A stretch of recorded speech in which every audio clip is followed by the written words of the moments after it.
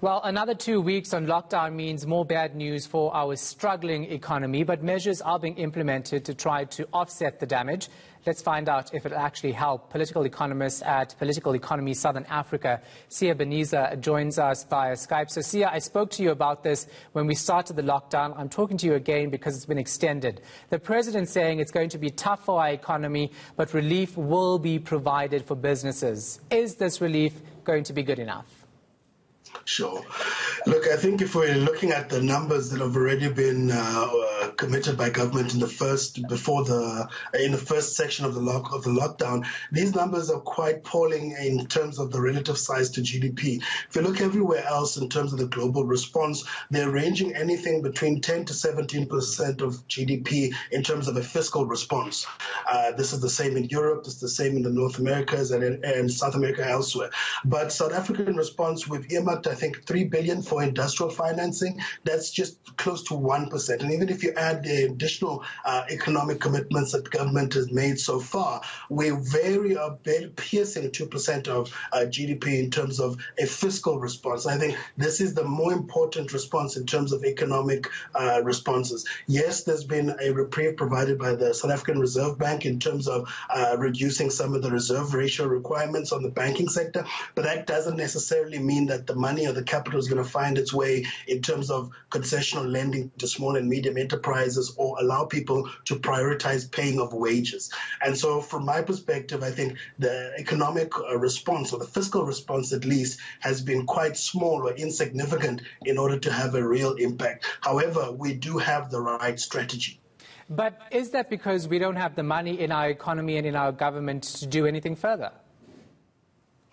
Well, I think it's a mix of that. Yes, we are in a difficult fiscal position, public debt's rising, etc. Fortunately, South Africa is in a position where a majority of the public debt is still domestic, meaning the depreciation that we've seen in the rand currently doesn't have as severe an impact as anywhere else where there's a high reliance on external public debt. However, in terms of the South African Reserve Bank response, it seems to be an ideological response, obviously taking into consideration the fickle nature of capital markets in terms of investor confidence, etc. However, it seems to be a combination of an ideological response by the Reserve Bank in terms of avoiding quantitative easing, which means direct financing of government support from the Reserve Bank.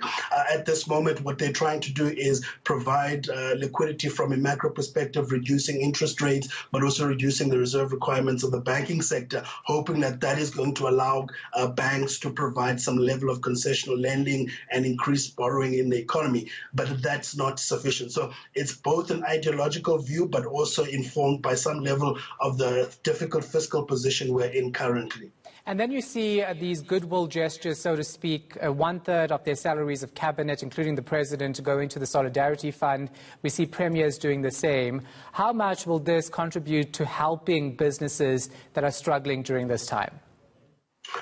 That's not really good. It's a drop in the ocean, in my view. And I think it's purely a symbolic gesture, hoping, perhaps from the president's side, to show that, we are not alone, or that to try and bring South Africans together to deal with the virus from a personal perspective, to say that we are all affected by the virus. But I don't think that that's going to have any impact at all in terms of supporting the negative economic impact of the lockdown, in terms of informal sector wages, the level just of jobs losses in the economy as a result. It's not going to have any impact at all. It would be nice here to perhaps hit a so-called reset button at the end of all of this so that we come out on top on the other side, but that's not the case. So how bad is it going to be for our economy? Well, the big challenge, and I've dealt with this question over and over the past couple of weeks, South Africa being the most unequal society, all economic crashes lead to worsening inequality. And this is where I'm very much concerned about the economic impact on the country. However, there is some shining light or silver lining in that the African median age, and we're part of that, is very young. It's around mid-20s, which means that although we're going to have a devastating economic impact of the lockdown, we're not going to have as devastating an impact of the pandemic in terms of the number of deaths, etc. And so we will be able to recover with a reasonable quick speed post-COVID-19.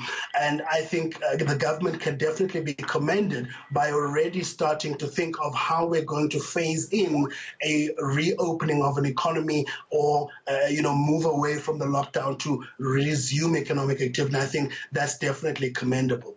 All right, Siya Benisa, always a pleasure talking to you. Thanks for the insights. Appreciate it.